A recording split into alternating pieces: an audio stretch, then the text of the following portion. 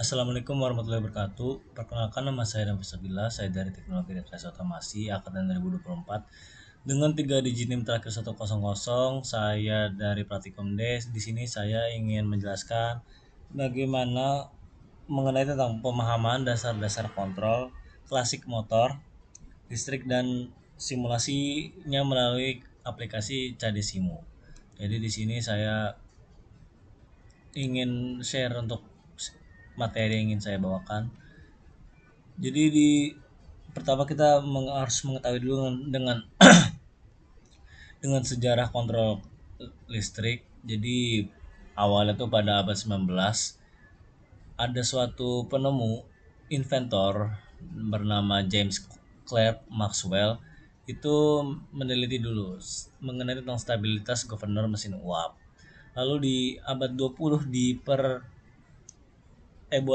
dievaluasi lagi sama analisis sistem kontrol yang menggunakan teori Laplace. Dan kontrol PID pun mulai digunakan secara massal itu pada industri itu di pertengahan abad 20. Jadi seperti itu untuk sejarahnya. Dan dalam penemuan itu ada inovasi bernama open loop dan juga closed loop. Dari open loop itu apa sebenarnya open loop? Open loop itu tuh perbandingan dengan closed loop. Open loop itu tidak perlu memakai feedback, sedangkan closed loop itu memerlukan feedback untuk mengurangi error. Dan outputnya pun kalau di open loop itu tidak dikoreksi. Dan sistem modern motor itu biasanya itu menggunakan closed loop. Dan karakteristik dari dinamis motor sendiri itu tuh biasanya dipengaruhi oleh sama gerakan inersia, induktansi, resistansi, dan pastinya beban yang ditanggungin sama motor itu. Kalau misalkan tanpa kontrol, itu biasanya responnya lebih lambat dan lebih banyak overshoot dan pastinya ada error steady state yang lebih banyak. Dan juga kalau dinamis motor itu memerlukan controller untuk menjaga performa motor. Dan fungsinya transfer motor itu apa? Jadi model matematis motor menggunakan fungsi transfer. Di mana ada rumusnya di sini kalau T itu adalah konstanta waktu, J inersia dan K itu penguatan sistem. Bentuk umumnya seperti ini untuk fungsi transfer motor. Dan blok diagram sistem kontrol itu meliputi dari input referensi ataupun set point dari controller. Terus ntar ngarah ke motor atau plan dan juga menghasilkan output. Dan output itu bakal berputar-putar layaknya diagram. Dan feedback sensor itu masih nanti akan membandingkan output dengan set pointnya. Controller juga mengkoreksi error agar output sesuai inputnya. Oke, untuk domain waktu dan domain frekuensi itu ada analisis yang kita capai, yang harus kita perlukan sebagai user. Nah, parameter itu penting kalau dalam domain waktu. Rise time. Nah, contohnya tuh yang pentingnya itu yaitu seperti rise time, delay time, overshoot atau settling time. Terus kalau steady state error digunakan untuk mengukur akurasi sistem. Jadi nanti bakal ada kalkulasi di mana tingkat akurasinya itu berdasarkan steady state error dikurangkan dengan set point yang ada. Dan membantu juga dan fungsinya analisis domain waktu itu untuk membantu mengevaluasi kualitas kontrol motor. Untuk domain frekuensi itu menggunakan diagram Bode, Nyquist dan juga root locus untuk menganalisis gain margin, phase margin dan bandwidth. Dan itu tuh biasanya digunakan untuk menentukan stabilitas sistem. Oke, kriteria stabilitas yang kita perlukan yaitu ada metode dari Roth-Hurwitz di mana ada metode matematis untuk mengecek stabilitasnya. Dan Nyquist itu analisis grafik untuk sistem linear. Dan root locus menunjukkan pergeseran pole system. Untuk analisis domain waktu, oke ini tadi sudah next. Oke. Nah, untuk kontrol di sini tuh ada 3. Kontrol P atau proporsional. Kontrol P atau proporsional itu menggunakan penguatan proporsional, terus responnya lebih cepat, tapi biasanya masih ada error steady state-nya. Dan biasanya itu cocok untuk sistem sederhana. Jadi untuk sistem sederhana motor itu bisa memakai kontrol P. Untuk kontrol PD, proportional derivative, itu mempercepat respon sistem, mengurangi osilasi dan overshoot, dan tidak menghilangkan error steady state sepenuhnya. Kontrol PI, proportional integral, itu biasanya menghilangkan integral error steady state, meningkatkan akurasi sistem, kelemahannya itu biasa menambah overshoot. Untuk kontrol PID, itu gabungan dari PID, proporsional, integral, dan derivatif. Itu lebih cepat, akur, dan stabil. Dan selalu digunakan, bukan selalu sih, banyak digunakan pada aplikasi industri.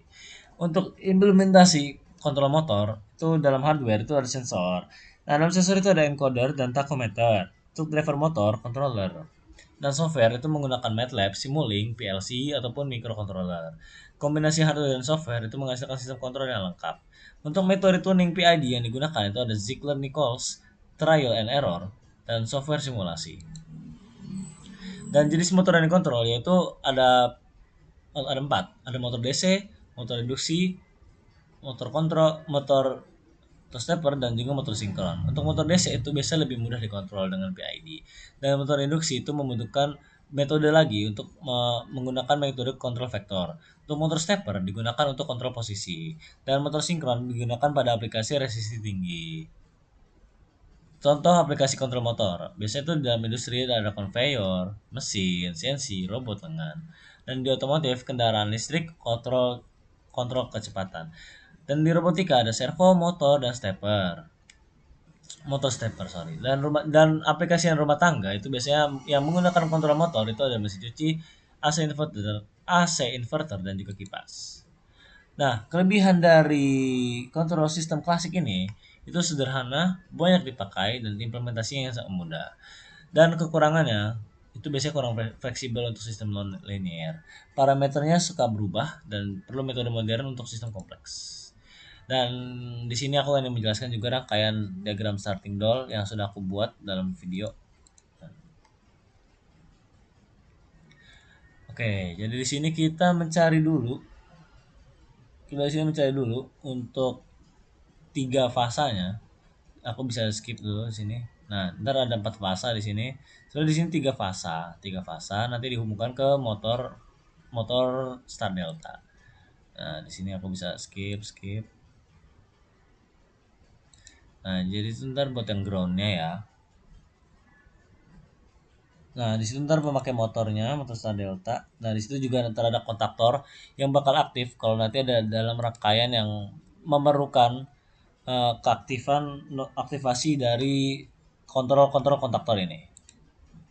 Nah, kalian bisa cek. Nah, jadi itu RST ya. Ini jadi sistemnya RST.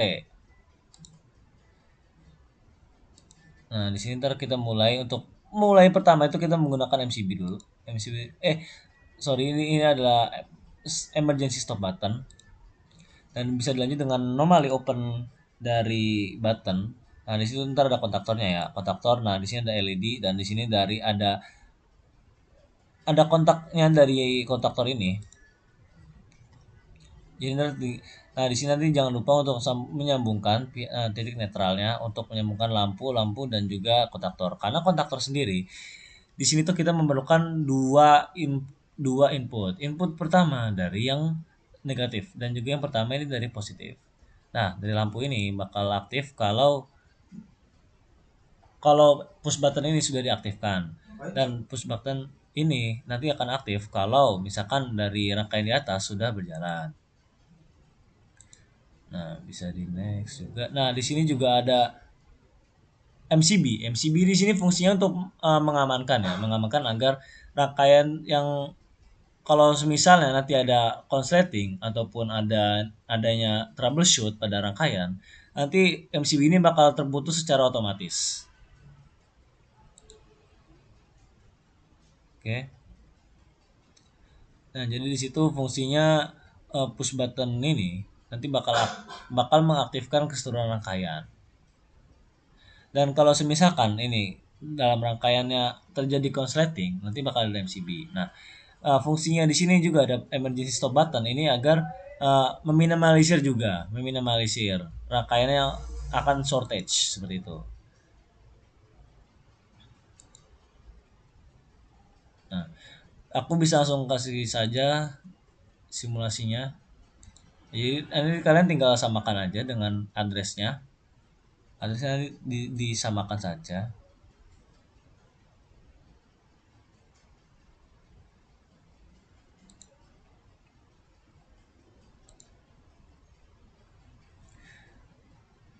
Oke, tunggu dulu sebentar.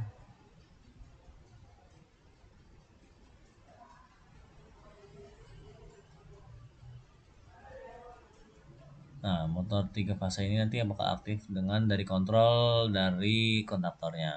Seperti itu, guys.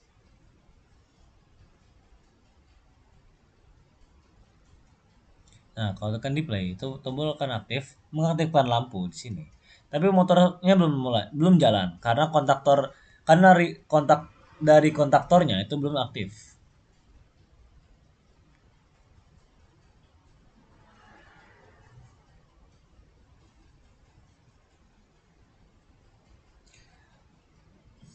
Sebentar ya, guys ya. Nah, aku tadi menamakan dulu saja biar kalian gampang. Nah, di situ ntar kontaktor udah aktif dan terjadi namanya sistem interlock. Jadi di mana kalau kontaktornya sudah aktif ataupun nanti switch on yang nanti bakal di nonaktifkan, rangkaian itu tetap menyalurkan tegangan selama emergency button atau push button off ini bakal ditekan dan dilepas, itu bakal menonaktivasi dan memutus alurnya kelistrikan yang nantinya bakal ada penanda kalau rangkaian ini itu tidak aktif melalui lampu lampu yang menyala melalui kontaktor. Jadi kontaktor ini bakal bekerja secara bergantian. Jadi kalau kontaktor ini bakal tidak mengalirkan listrik, kontak yang NC ini bakal tetap mengalirkan aliran langsung dari sumbernya jika MCB tidak dinyalakan. Jika MC tidak dilepas. Kalau MC dilepas, nanti lampunya nggak bakal ada indikator. Jadi untuk penanda rangkaian ini masih mengalirkan listrik, itu dengan melihat lampu yang dari kontak NC ini nyala. Kalau misalkan rangkaiannya sudah berjalan, itu indikasinya itu melalui motor yang nyala dan juga ntar dari lampunya, dari lampu kontaktor seperti itu, guys. Jadi cukup sekian penjelasan dari saya. Wassalamualaikum warahmatullahi wabarakatuh.